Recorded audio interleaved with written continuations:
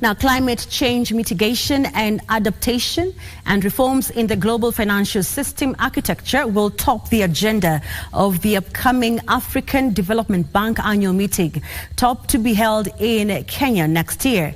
National Treasury Cabinet Secretary Prof Njuguna Ndungu says Kenya will push for rechannelling of the special drawing rights to developing countries through multilateral development banks to address infrastructure challenges, food insecurity and unemployment. The special drawing right is an international reserve asset created by the IMF to supplement the official reserve of its member countries. In December 2022, Kenya accessed funding amounting to 55.1 billion worth of special drawing rights, pushing cumulative disbursements under the EFF-ECF arrangements to 203.8 billion shillings. Kenya is now working closely with the African Development Bank to accelerate the rechanneling of the International Monetary Fund special drawing rights to developing countries. Can we rechannel SDL resources? The third point would be, how do we make multilateral development banks flexible in terms of their funding,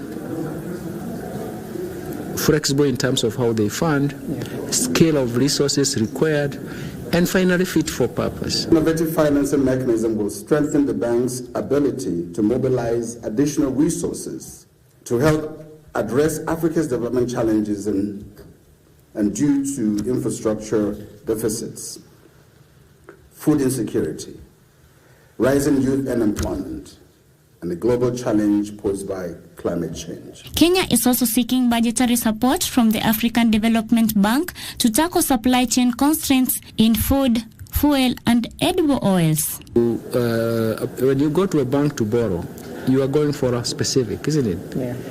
But the bank can reorganize itself into specifics that you wanted to do, isn't it?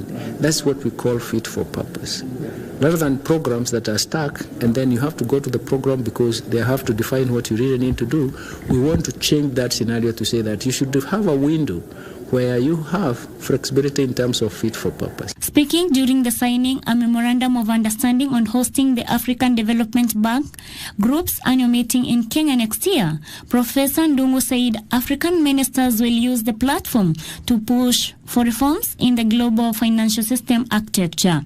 The African Development Bank meeting, slated May 27 to 31st, 2024, is expected to attract over 4,000 delegates.